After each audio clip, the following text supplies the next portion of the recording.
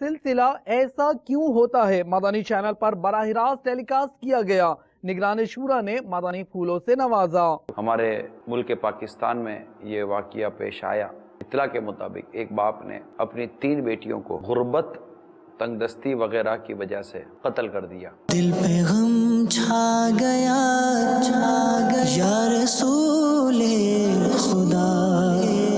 ہمارا یہ گاؤں فیصل آباد کے قریب ہے، تو جس میں یہ واقعہ پیش آیا ہے۔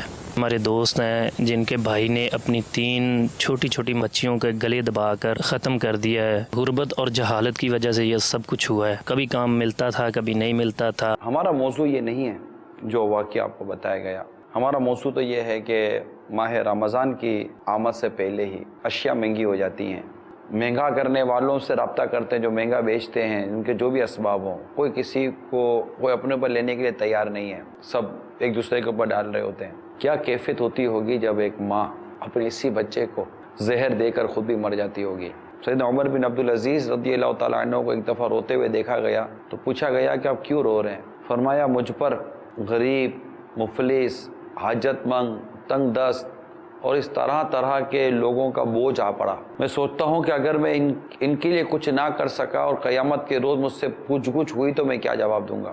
مگر یہ احساس اب کتنوں کو ہے۔ میں سوچتا ہوں کہ غربت کا کیا علاج کرے۔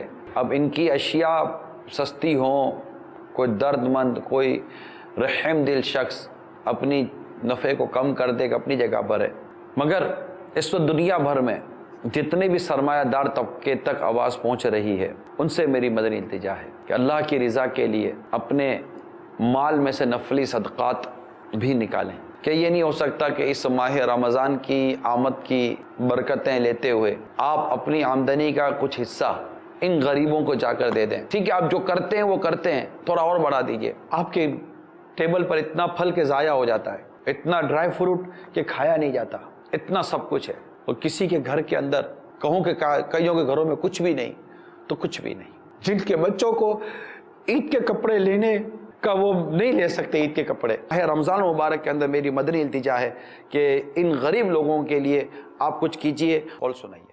آپ بہت ہی یہ کام کر رہے ہیں، اللہ آپ کو لمبی زندگی دے۔ میں 5000 روپے کا اعلان کرتا ہوں، اپنے محلے کے ایک غریب بندہ ہے میرے پاس آتا ہے، اس کے لیے۔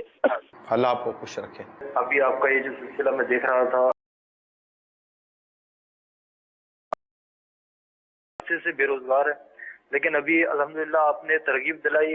آپ لوگ کمال کے لوگ ہیں دعوت اسلامی والے کہ آپ نے ایسا بہترین سلسلہ شروع کیا۔ آپ کی ترغیب پر میں ابھی اسی سلسلے کے دوران میں اپنے ذاتی پیسوں سے 5000 روپے لے کر اپنے دوست کے گھر جا رہا ہوں۔ اگر اسی طرح ہر ایک ان بے روزگاروں کی، غریبوں کی، دکھیاروں کی، حاجت مندوں کی مدد کرنے پر اتر آئے، بہت فائدہ ہوگا۔ اللہ آپ کو مدینہ دکھائے، پیارے حبیب کے صدقے میں مرشد کے ساتھ مدینہ دکھائے۔